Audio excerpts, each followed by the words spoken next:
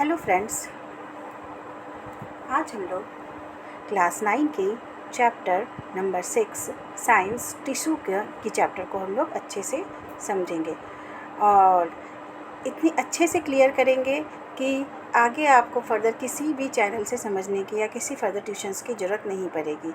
एक एक लाइन काफ़ी डिटेल में हम लोग समझेंगे। जिन बच्चों को बिल्कुल नहीं पता है कि टिश्यू क्या होता है, मेरे द्वारा समझ करके आपको हर चीज़ें बिल्कुल क्लियर हो जाएंगी। आई होप कि आपको मेरी ये फर्स्ट वीडियो जो मैं अपने चैनल पर लोड कर रही हूँ बहुत ही ज़्यादा पसंद आने वाली है और प्लीज़ सब्सक्राइब करिएगा मेरे चैनल को और मेरे चैनल को ग्रो करने में मेरी मदद कीजिएगा।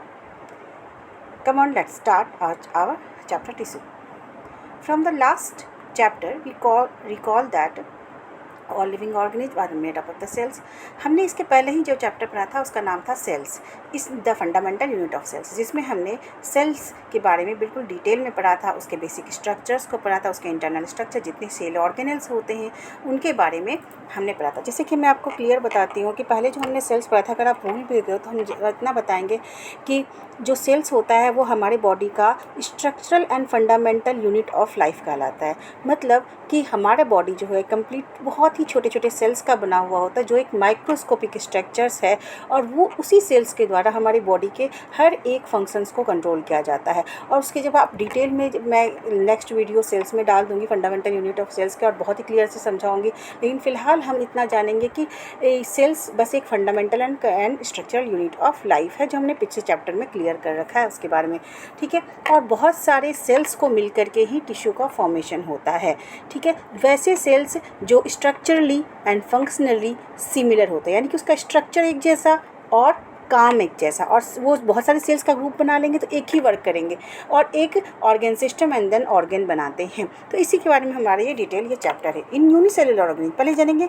यूनिसेलुलर ऑर्गेनिज्म का मतलब होता है एक ऐसा ऑर्गेनिज्म जो कि सिंगल सेल से बना हुआ होता है, जिसमें सारे के सारे बेसिक जो हमारे लाइफ के फंक्शंस होते हैं वो सब के सब एक ही सेल परफॉर्म कर देते हैं। जैसे हमारी बॉडी की बात की अगर हम लोग करें तो हमें डाइजेशन के लिए अलग सिस्टम बना हुआ है, सर्कुलेशन के लिए अलग सिस्टम मिला हुआ है तो और एक्सक्रीशन के लिए अलग सिस्टम हमारे बॉडी में बना हुआ है। लेकिन जो यूनिसेलुलर है ये सारे अदर्स जितने भी फंक्शंस हैं उनका एक सिंगल सेल ही कर देता है। एग्जाम्पल अगर हम एमीबा के लेते हैं तो एमीबा क्या है, एक सिंगल सेल्स ऑर्गेनिज्म है जो अपने मूवमेंट को, इनटेक ऑफ फूड को, गैसियस एक्सचेंज को और एक्सक्रीशन सारा एक सिंगल के सेल के द्वारा ही कर देता है। पर मल्टी सेलुलर ऑर्गेनिज्म की बात करें उसमें बहुत सारे मिलियंस ऑफ द सेल्स होते हैं। ज़्यादातर सेल्स जो होते हैं वो स्पेशलाइज्ड वर्क करते हैं। हर एक सेल्स जो है अपने स्पेशलाइज्ड वर्क करने में काफ़ी माहिर होता है। It's specialized functions is taken up by the different groups of the sales.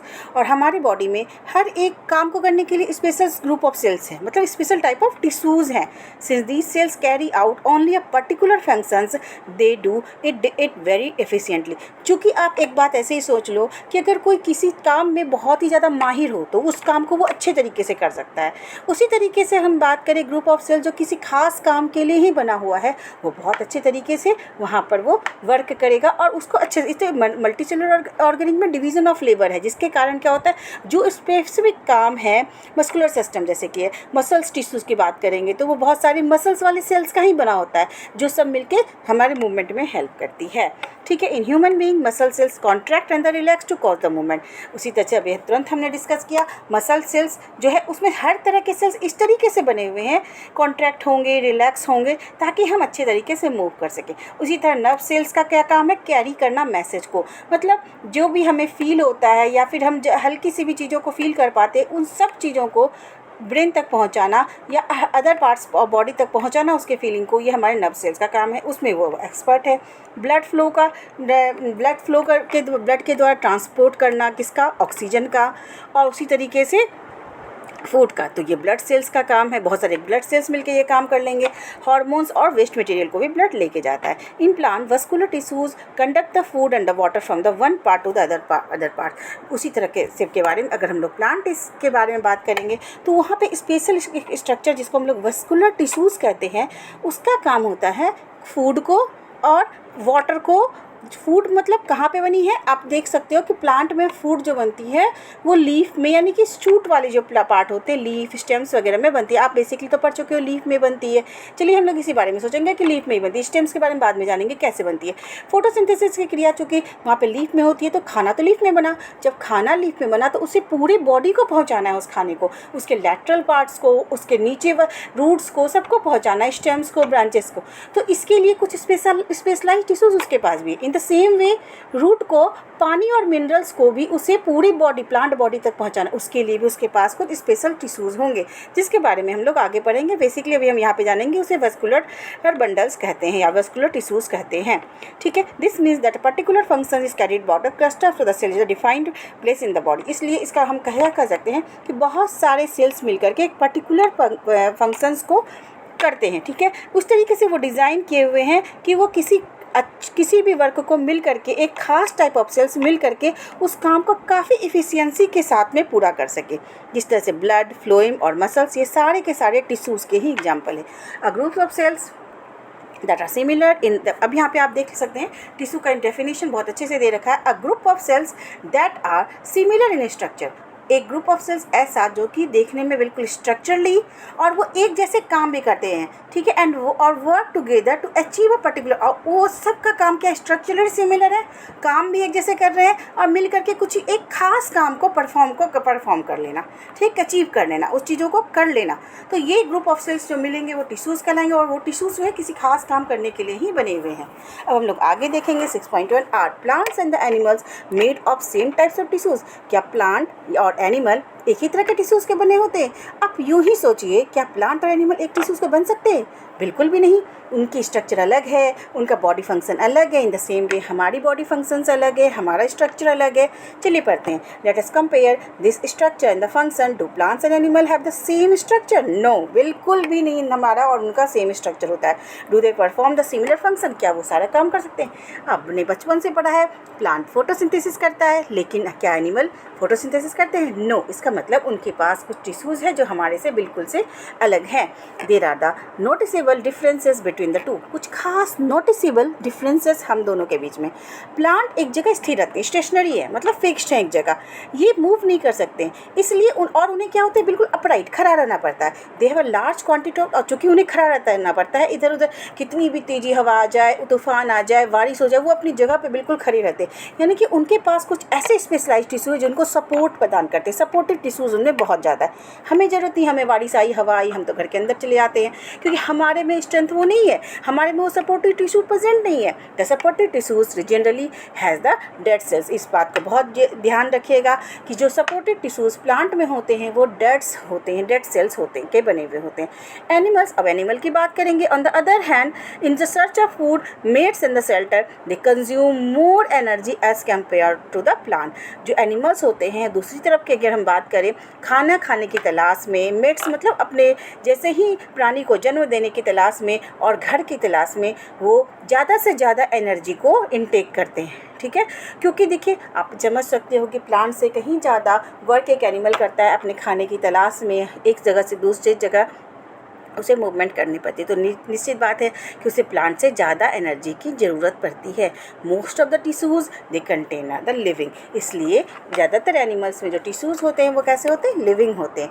Another difference के बारे में हम देखेंगे एनिमल और प्लांट में, उनके पैटर्न ऑफ द ग्रोथ के बारे में। जो उनका पैटर्न ऑफ ग्रोथ होता है वो हमारे से बिल्कुल ही अलग होता है। आप देखते हो कि the growth of the plant is limited to a certain region, while this is not so in animal. अब एक बात बताइए, प्लांट कोई होगा लंबा तो लंबा ही होता चल जाता है, कोई मोटा होता है तो मोटा ही, एक सर्टेन पार्ट्स में अलग अलग टाइप का ग्रोथ होता है। लेकिन हमारी बॉडी देखिए, चाहे किसी भी कोई भी एनिमल, अगर हम ह्यूमन बीइंग की बात करें, सभी ह्यूमन बीइंग एक लंबे की तरह लंबे हो जाएंगे, एक निश्चित उसकी एक लिमिटेशन अलग तरह की होती है।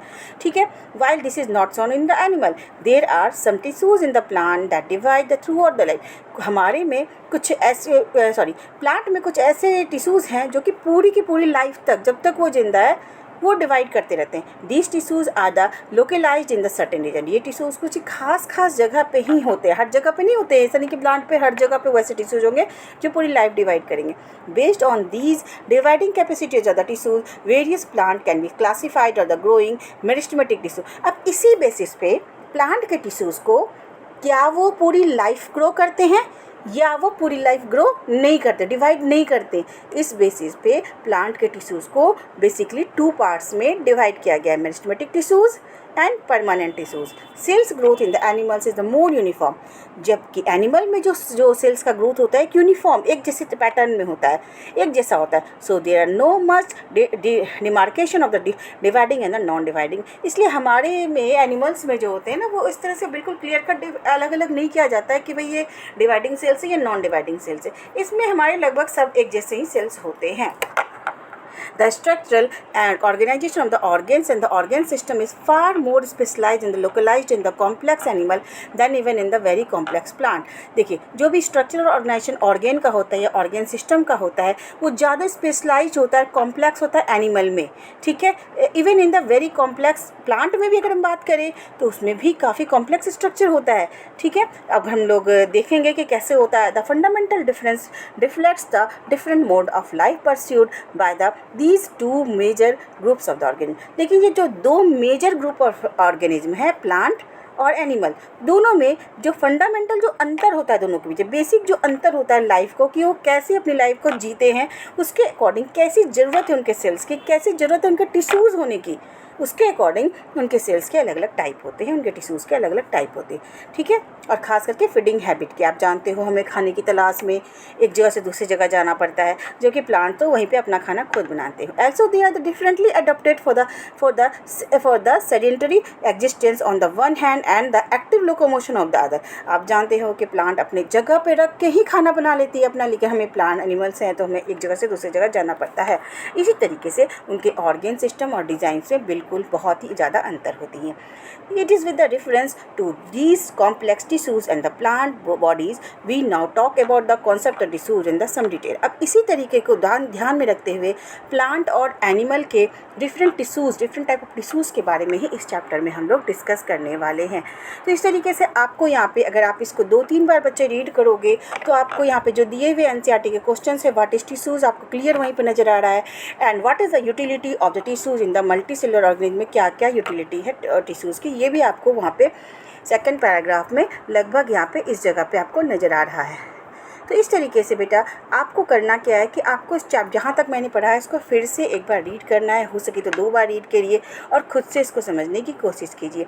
नेक्स्ट हम लोग अपने सेकंड वीडियो में बहुत जल्दी, यानी कि हो सकता है बिल्कुल कल ही या आज ही में हम लोग फिर से मिलेंगे, जिसमें हम थोड़ी से प्लांट टिश्यूज़ को फिर हम आगे समझने की कोशिश करेंगे। और आपको किसी भी तरह की कोई भी प्रॉब्लम हो तो आप कमेंट सेक्शन में मुझसे क्वेश्चन पूछ सकते हैं और मैं उसका जवाब बिल्कुल दूंगी आपको। और please, this is my new channel and please subscribe and support my channel. Okay, bye bye, thank you.